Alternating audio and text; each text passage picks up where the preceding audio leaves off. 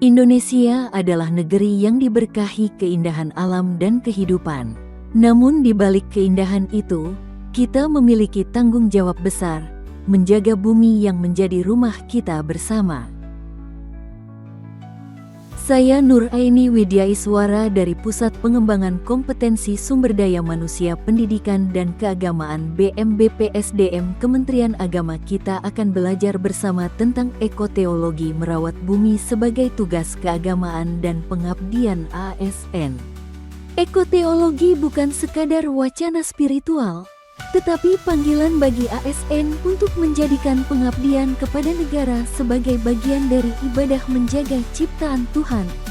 Asal kata ekoteologi adalah gabungan dari dua istilah Yunani, oikos, rumah atau lingkungan, dan teologia, ilmu tentang Tuhan.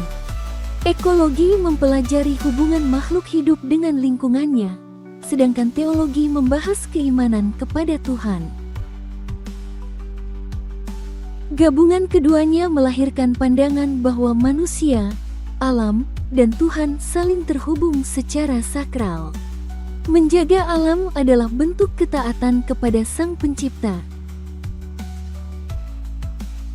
Istilah ekoteologi muncul pada tahun 1960-an sebagai respons spiritual terhadap krisis lingkungan global. Lynn White Jr. mengkritik cara pandang manusia yang antroposentris, menempatkan diri di atas alam. Kritik ini melahirkan kesadaran baru, manusia bukan penguasa, melainkan penjaga bumi. Ekoteologi menjadi jembatan antaragama, mempromosikan dialog dan kerjasama dalam menjaga harmoni alam dan spiritualitas. Peran ekoteologi dalam mencapai pembangunan berkelanjutan. Ekoteologi memberi dimensi moral dan spiritual dalam pembangunan berkelanjutan. Ia menanamkan kesadaran bahwa kerusakan alam bukan hanya kegagalan teknis, tetapi juga kegagalan moral. Sehingga perlu didorong tindakan kolektif, terorganisir, dan berkelanjutan yang dilandasi nilai-nilai agama dalam pelestarian lingkungan. Melalui kolaborasi lintas sektor, ASN menjadi garda depan dalam mewujudkan Sustainable Development Goals dengan semangat iman dan tanggung jawab ekologi. Selanjutnya, kita akan membahas ekoteologi dalam perspektif agama-agama di Indonesia. Yang pertama, dalam agama Islam. Dalam Islam, manusia disebut khalifah di bumi, diberi amanah untuk memelihara, bukan merusak. Alam adalah ayat Tuhan yang menegaskan kebesarannya. Hubungan yang harmonis dengan alam adalah bagian integral dari iman dan ketaatan kepada Allah Subhanahu wa Ta'ala. Ekoteologi Kristen dan Katolik. Ajaran Kristen menegaskan, manusia diperintahkan untuk mengusahakan dan memelihara bumi. Kita adalah pelayan, bukan pemilik alam. Seperti ekoliturgi dan proyek restorasi habitat yang dipimpin komunitas gereja.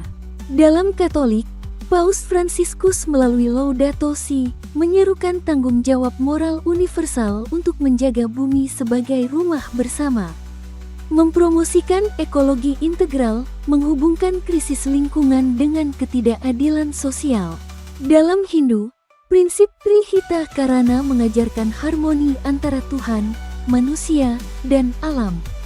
Inilah kunci kesejahteraan sejati, hidup dalam keseimbangan kosmis. Ajaran Buddha menekankan keterhubungan semua makhluk melalui hukum sebab akibat.